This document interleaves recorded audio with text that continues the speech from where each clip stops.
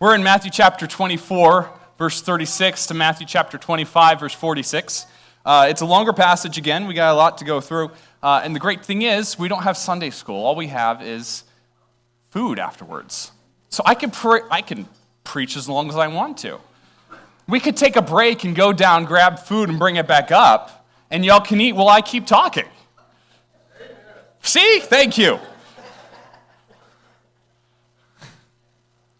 I don't know if you've had the privilege of coloring with a small kid before. Coloring with a 5 to 10-year-old is one thing, but it's a totally different thing to color with a 1 to 3-year-old. At our homeschool group, I got to help with some of the little kids one day, and I sat down with them, and we were going to color. So I had my sheet of paper. It was a dinosaur. And I started coloring it. Oh, it was going to be the most beautiful dinosaur in the world. And sitting next to me was this girl who was about 1.5 years old. And she had something on her page. Don't remember what it was. Because by the end of it, I couldn't see what it was. She had colored it basically all one color. Maybe a little bit, this color maybe right there, and this color, but all the rest of it. And then once she was done, took her about maybe 30 seconds. She then started coloring on mine. And my beautiful dinosaur became a blob of green with a little bit of red, a little bit of yellow coming through. When I was less mature in my life, I used to color with little kids and get so frustrated at them. But now it's just cute. I'm like, oh, that's great. And they're so proud of their page of green. And say, look what I did. I'm like, oh, yeah, it's green. Good job. Another one, look what I did. Yeah, it looks great. All it is red. But it's great. You did great. You got color on the page and you didn't put it on the floor. It is success. It is success. But I was thinking about this page that was right next to me being colored all one color. I thought, wow, that is a great illustration for life. This 1.5-year-old girl knew more about life than so many adults do.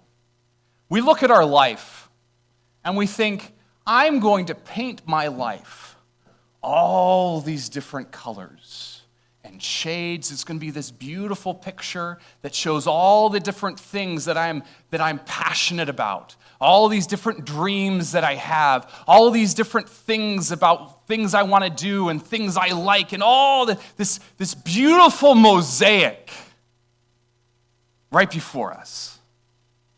When in fact, we should be like this 1.5-year-old girl, and we look and say, this is my life.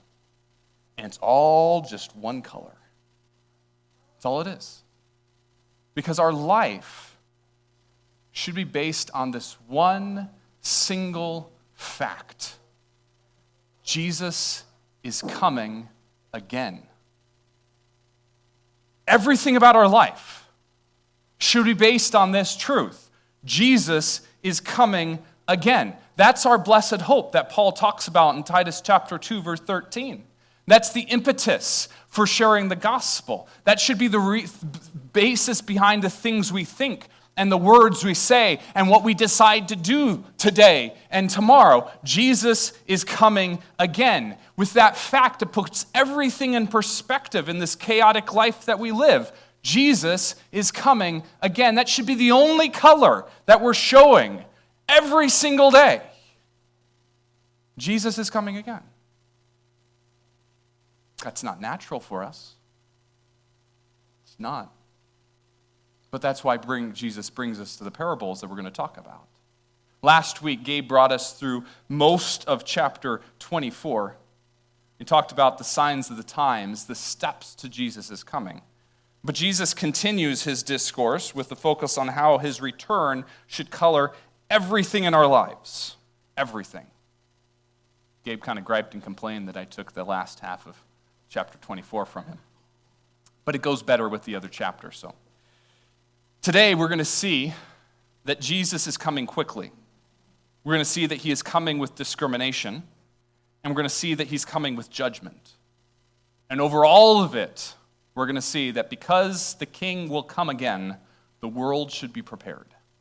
Because the King comes again, the world should be prepared. Our lives should be showing this one color.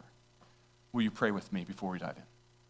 Father, thank you that you did not leave us alone in this world, but you placed us with brothers and sisters in Christ that push us to where we should go and to give us strength to turn from things we shouldn't be doing and excitement to turn to things we should. You give us your Spirit to help us understand and remember, to give us peace and strength and encouragement. But more than all that, Lord, thank you that one day you will come again and you will call us home. And what a great and glorious day that will be. Help us to remember that in this life. And as we remember it, Lord, may it change the way we live drastically. That we might be called people who have an eternity focus, so that everyone else will want to see that too and turn to you. Lord, touch us, guide us. As I'm up here, I ask that I would decrease and that you would increase. And may the words of my mouth and the meditation of my heart be acceptable in your sight, my rock and my redeemer. Thanks, Father. Amen. Okay, as I said, it's a long passage, so hang on for the ride. Jesus is coming quickly. We have no idea when it will be. All we know is that after he died and rose again, he appeared to over 500 disciples. He ate with them, he talked with them, he did all sorts of things with them. And then he was up on the mountain in Galilee, and he ascended to heaven. But as he was ascending, he looked down, he said, I'm a-coming back. One day I will come back. That's what we know. He's coming. We don't know when it is, but when it happens, it will be quickly. Fascinatingly, many conservatives are so caught up with end-time stuff, and they've got all their charts and their timelines of Jesus' return, and they've it all mapped out of this is going to happen, and this is going to happen, and this is going to happen, and this is going to happen, and they look all around and say, hey, you know what? So many things in today's society is lined up with my chart, therefore it must be soon. And there's some people who get so caught up in that timeline in the chart that they say, oh, it must be soon, therefore it must be. Throw some sort of date out there. But the thing is, if we put a date or a strict timeline down, we can pretty much guarantee that's when Christ won't come. And sometimes we get so caught up with the charts and the timelines, we forget the simple fact behind it all, that Jesus is coming quickly. When it happens, it'll be like the blink of an eye.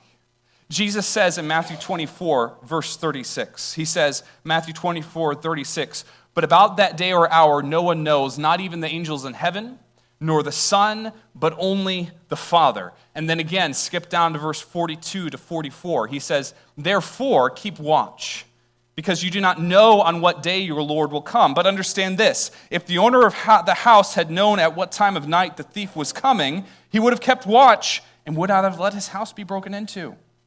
So you also must be ready, because the Son of Man will come in an hour when you do not expect him. It's not that Jesus is coming as a thief, breaking into everything, but he is coming quickly. At one moment, everything is peaceful.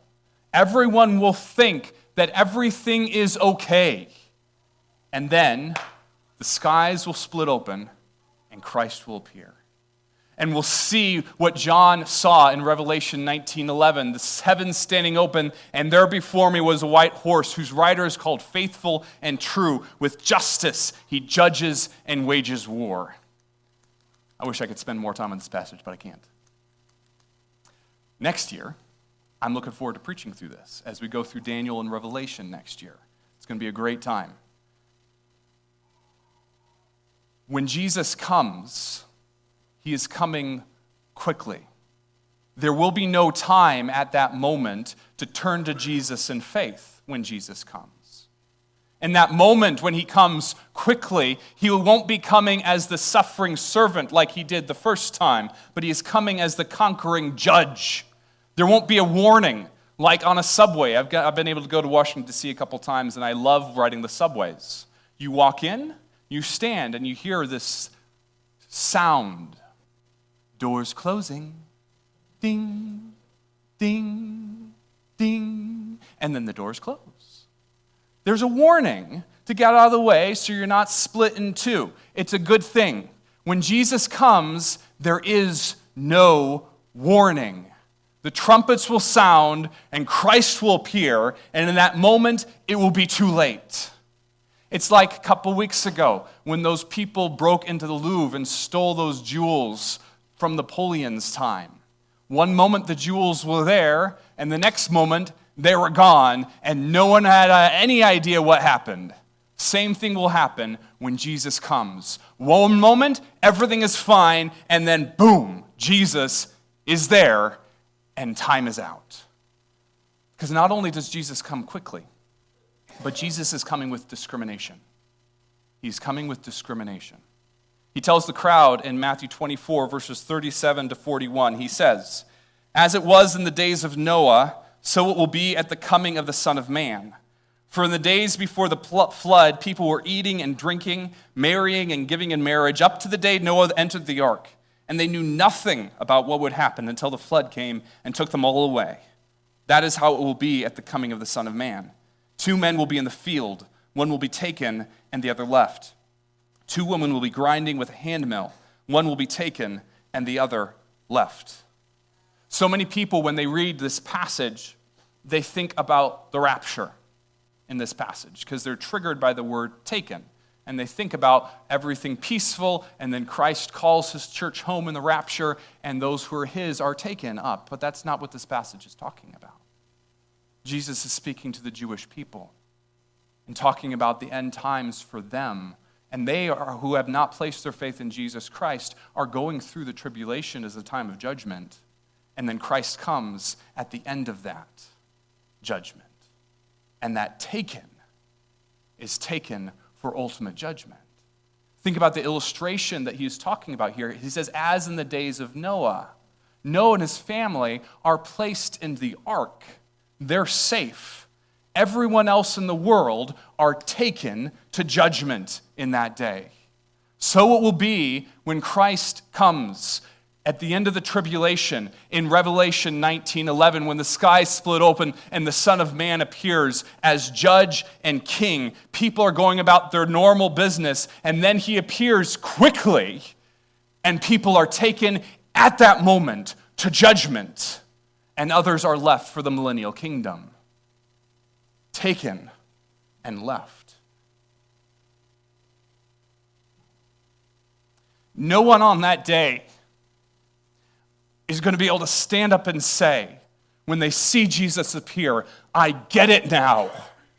I'm going to follow you, Jesus. Because on that day, it will be too late. It doesn't work. Christ will appear. There will be this shock of, oh my goodness, woe is me. And by the time that shock wears off, if it ever does, judgment will already have been placed. That's why we plead.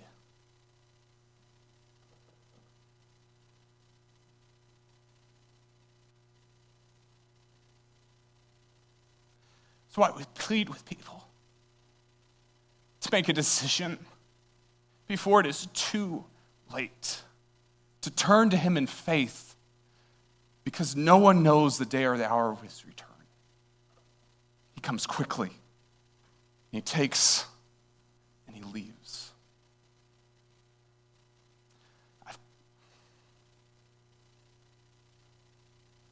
I've got names going through my head right now of people I've pled with who have not turned to Jesus yet.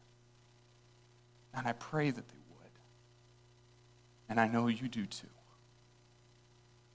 Jesus is coming quickly. He's coming with discrimination. And that discrimination brings judgment. Jesus is coming with judgment. Zechariah prophesied this second coming of Jesus. He says, then the Lord will appear over them. His arrow will flash like lightning. The sovereign Lord will sound the trumpet, and he will march in the storms of the south. And the Lord Almighty will shield them, his people, and they will destroy and overcome with sling stones. They will drink in roars with wine. They'll be full like a bowl used for sprinkling the corners of the altar. Jesus is coming with judgment. If this is the case, what should we do? What should we do? First off, since Jesus is coming with judgment, we should remember the Creator. We should remember the Creator. Jesus tells a parable to illustrate this point in Matthew 24, verses 45 to 51. Jesus says, "Who then is the faithful and wise servant whom the master has put in charge of the servants of his household to give them food at the proper time? It'll be good for that servant whose master finds him doing so when he returns. Truly, I tell you, he will put him in charge of all his possessions.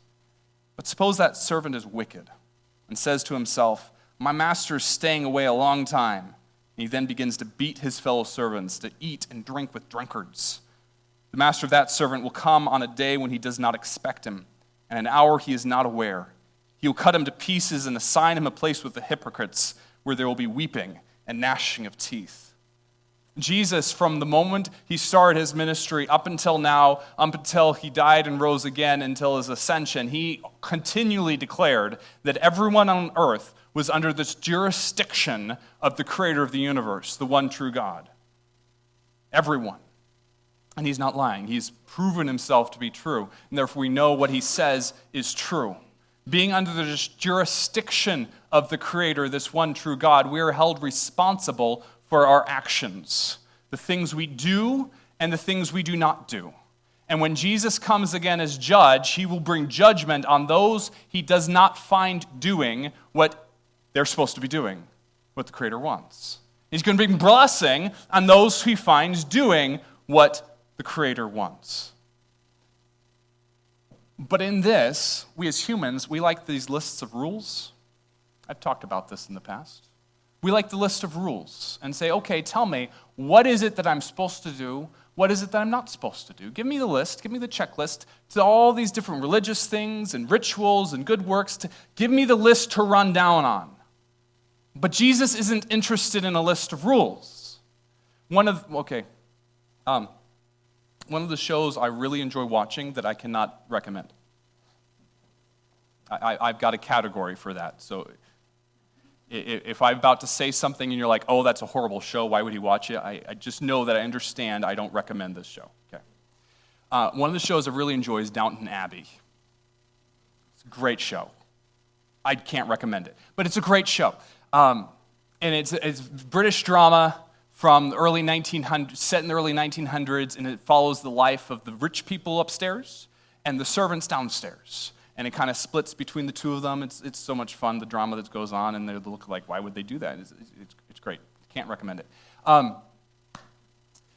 But these servants, when they wake up, they have the list of things they're supposed to do.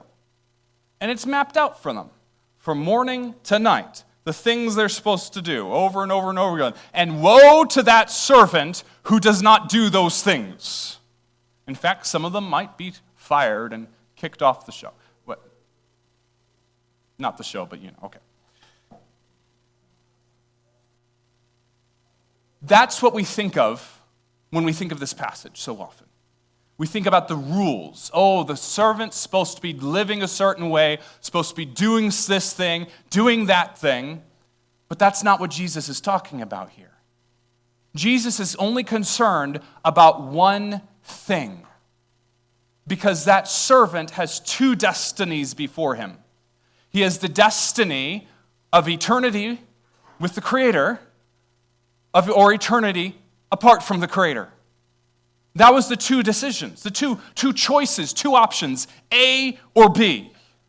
Have we entered by the narrow gate, and are we walking on that path? That's the only thing that matters. That's the only thing. That's what the servant was supposed to find doing or not. Are they following the Creator with their life? Have they made the decision to trust Jesus with their soul? Or have they not? So many people today are ignoring the fact that Jesus is coming again.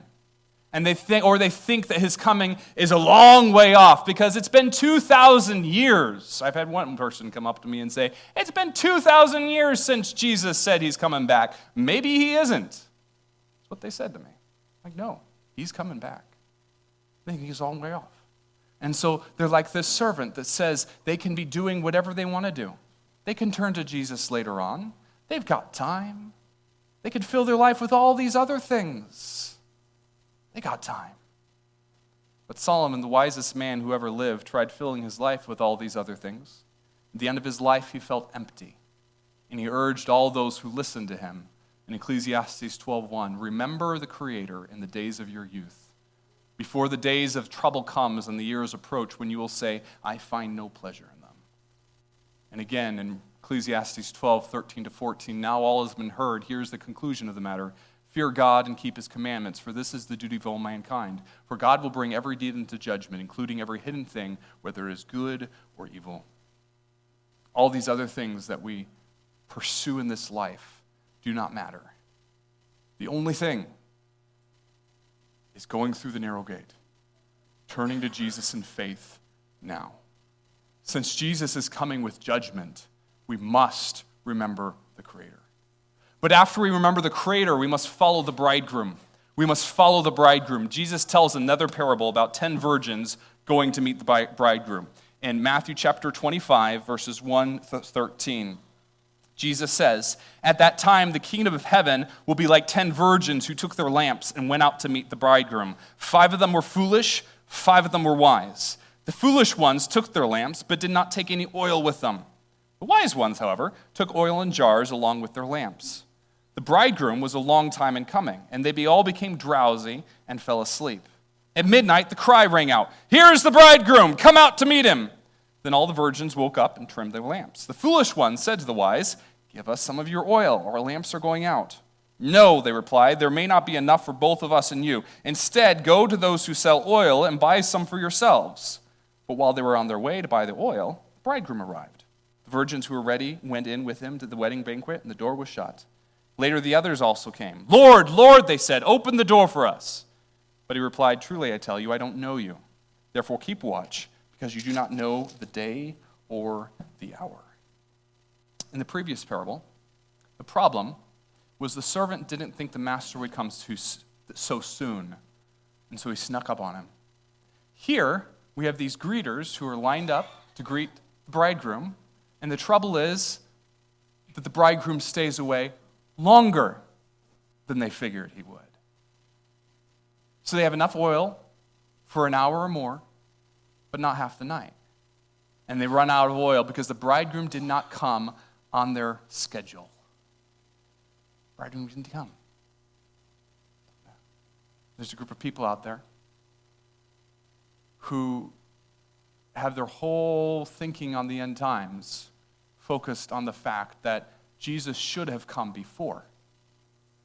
And so they looked all in history, all these different ways that Jesus might have come, because obviously he wouldn't have waited over 2,000 years. And they think, oh, maybe he was then, or maybe he was then, or maybe he was then, and neglecting the fact that no, he hasn't come yet. We're still waiting. There are a lot of people that aren't like those, but they do the church thing. They put in their time, thinking that God will look well on them because, hey, God, see what I'm doing for you.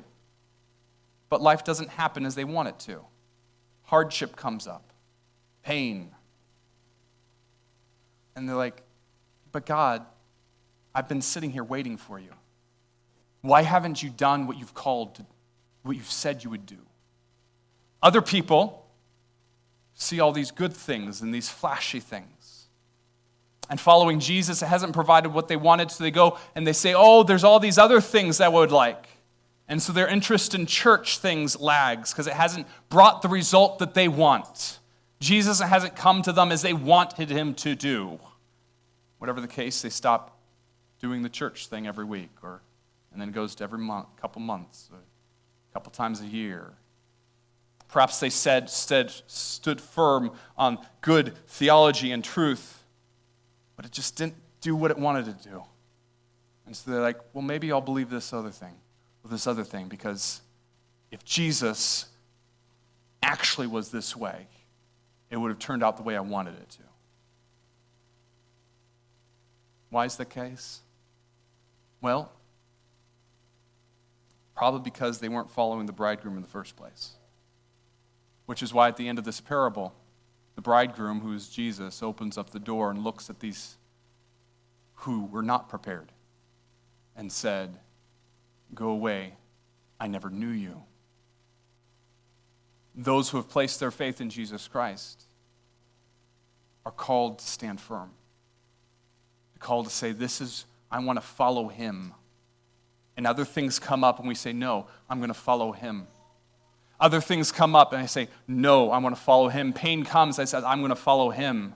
He is my path. Even though things aren't going the way I want them to go, even though there's grief, even though there's heartache, even though there's flashy things over there that so seem nice, even though I have other priorities that come up and try to steal me away, I say, no, I'm going to follow the bridegroom because I don't know when he's going to come.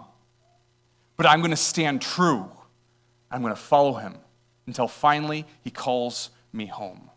The difference between those who say, I'm going to do the church thing just because it's a fad, and those who say, I'm going to follow Jesus. He's coming in judgment, therefore we remember the Creator. He's coming in judgment, therefore we follow the bridegroom. The next parable urges Jesus' followers to invest in eternity because he's coming in judgment. Matthew 25, verses 14 to 30. Again, it will be like a man going on a journey who called his servants and entrusted his wealth to them.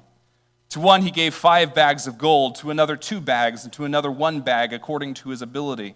Then he went on his journey. The man who had received 5 bags of gold went at once and put his money to work and gained 5 more bags.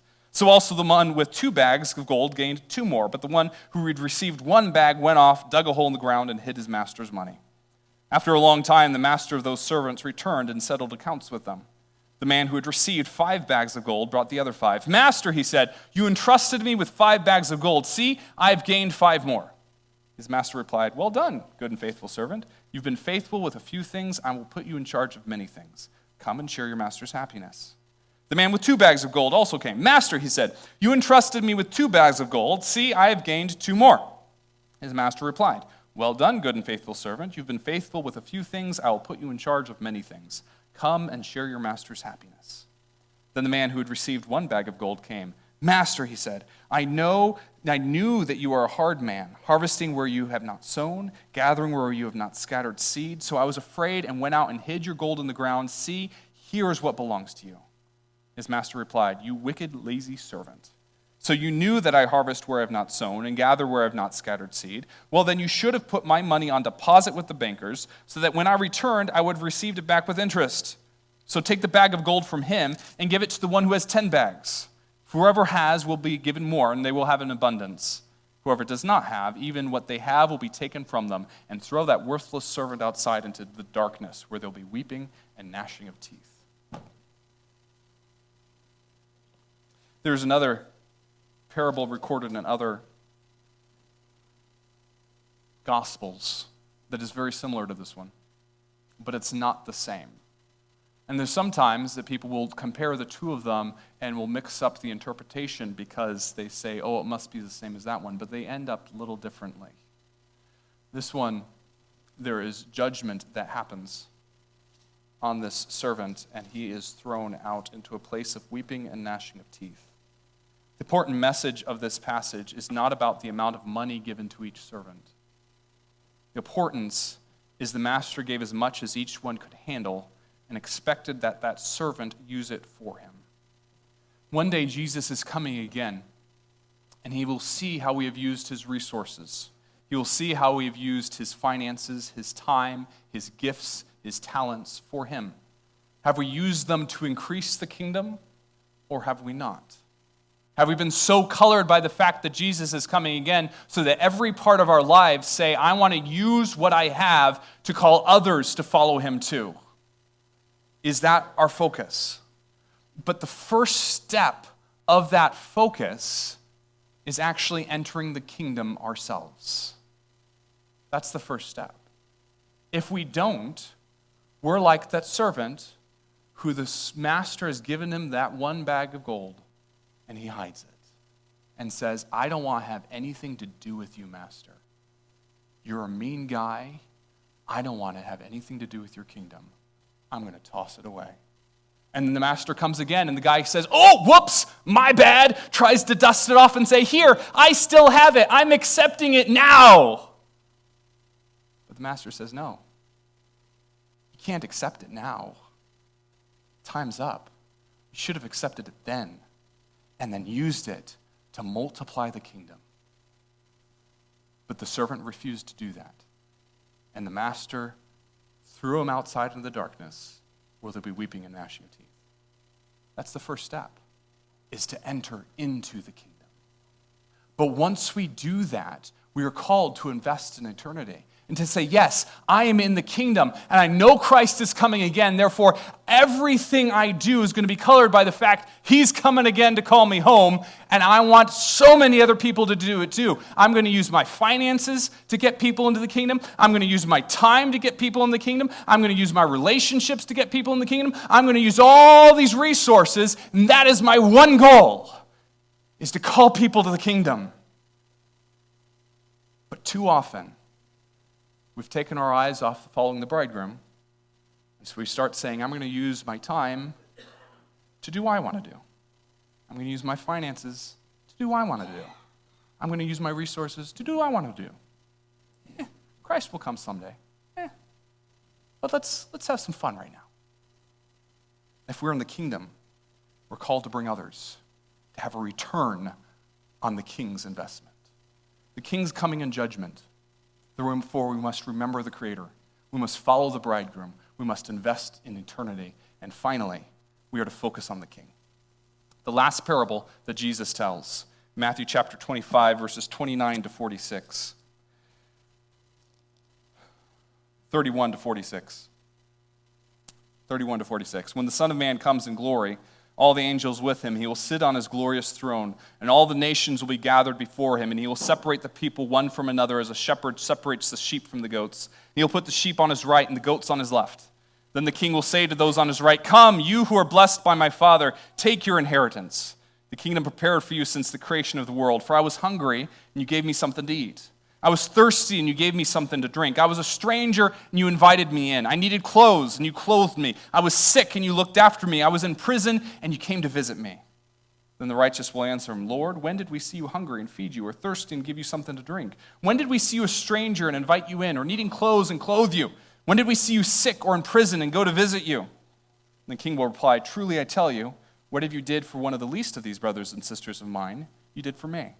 Then he'll say to those on his left, depart from me, you who are accursed, into the eternal fire prepared for the devil and his angels. For I was hungry, and you gave me nothing to eat. I was thirsty, and you gave me nothing to drink. I was a stranger, and you did not invite me in. I needed clothes, and you did not clothe me. I was sick and in prison, and you did not look after me. They also will answer, Lord, when did we see you hungry or thirsty or a stranger or needing clothes or sick or in prison, did not help you? And he will reply, truly I tell you, whatever you did not do for one of the least of these, you did not do for me. Then they will go away to eternal punishment, but the righteous to eternal life.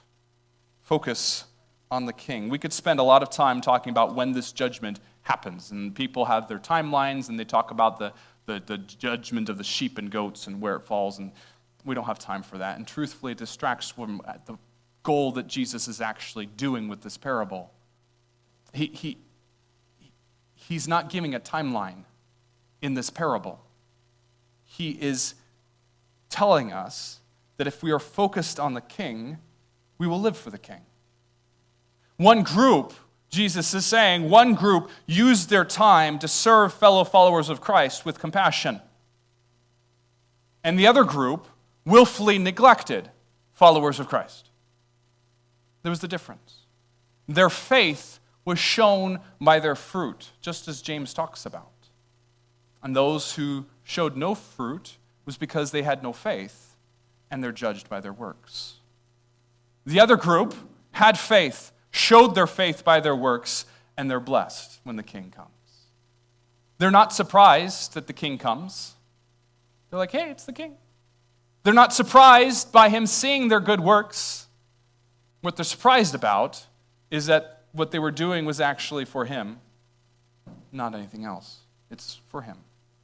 But the thing is, when we're focused on the King, we will have works that come from that. We'll have a result of our faith. We'll have a desire to do things for the family of God. And if we look at ourselves and say, you know what? I don't have time. I don't have time. It should cause us to think, wait a minute, what's going on? Because if I'm focused on the King, I'm going to be following the King and doing what the King wants. Why is there something in me that says I will not follow him right now? If we're focused on the King and we feel that push to say, oh, I should be using my finances in this way, and we say, oh, but I'd rather use it in this way, there should be a catch in our mind saying, why is that the case? Why is that the case? Because if I'm focused on the King, I will have a life that shows it. He's coming again. And that fact should cause us all to think, to say, is my life showing that? Or is my life showing the world? I'm not saying that we lose our salvation. I'm not saying that those who are followers of Christ won't sin and get their perspective off. But in our remembrance that he's coming again should cause us to click back and take an assessment of our life to say, what is going on? Through these parables in this passage, Jesus is speaking of future events, not to give us a timeline, but to teach us to be alert, to teach us to be faithful, to teach us to have compassion, and through our obedience to God's will, to show others him, so that our lives might be colored by the fact that he is coming again. He's coming again. Think about your life.